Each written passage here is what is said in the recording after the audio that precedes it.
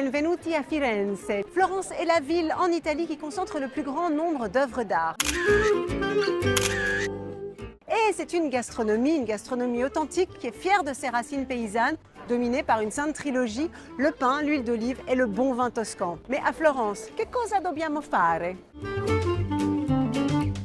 À l'apéro, grignoter des coccoli, qui sont tout simplement des petites boulettes de pâte à pain qui sont frites et que l'on peut éventuellement, ça ne gâche rien, tremper dans le stracchino, qui est un fromage frais, voire carrément un peu coulant.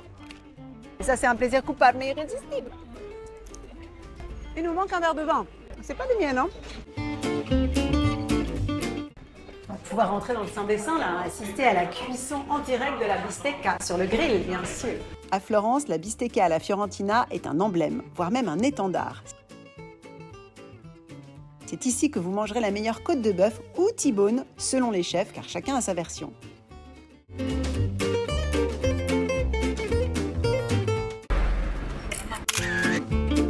Bon, on s'est commandé des petits légumes grillés, histoire de déculpabiliser. Allez, oulala, elle sent très très bon. Il n'y a rien à dire. Je ne suis pas une inconditionnelle de la viande rouge, mais là, si je dois en manger une fois dans le mois, ce sera celle-là. Elle est bien saisie, on a le goût de la flamme, même si elle était éteinte par l'eau, je retiens cette petite astuce. Perfetto. Ah ouais, une cave dans les toilettes. Fallait venir en Toscane pour voir ça. Bon, à partir de là, je suis toute seule, hein. Excuse-moi. Se passionner pour le travail du cuir, un artisanat typiquement florentin, et visiter l'école du cuir, une école quasiment unique ici en Italie que l'on trouve à Florence et en plus dans l'enceinte du monastère de Santa Croce construit au XIIIe siècle.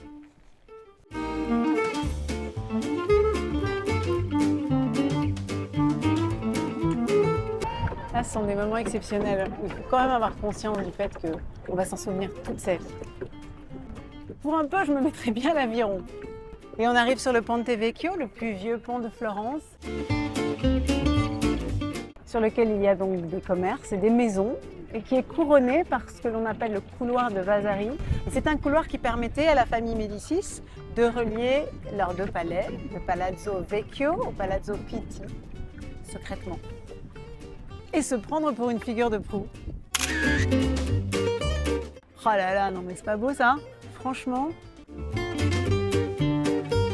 savourer l'association entre un vin toscan, et Dieu sait qu'il y en a des merveilleux. Moi, j'ai choisi le Vino Nobile di Montepulciano. C'est dur à dire. Montepulciano et le célèbre Pecorino. Que dis-je? Des Pecorino. Des Pecorini? Des Pecorino? Des Pecorini. Allez, on attaque. On a l'impression d'être dans les prés avec la brebis. Alliance de terroir ne saurait mentir. Allez, goûte, goûte, goûte.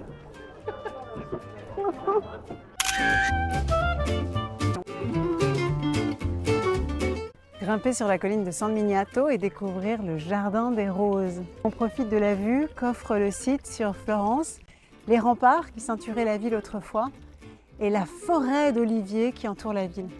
Et on se rend compte que Florence est une ville à la campagne.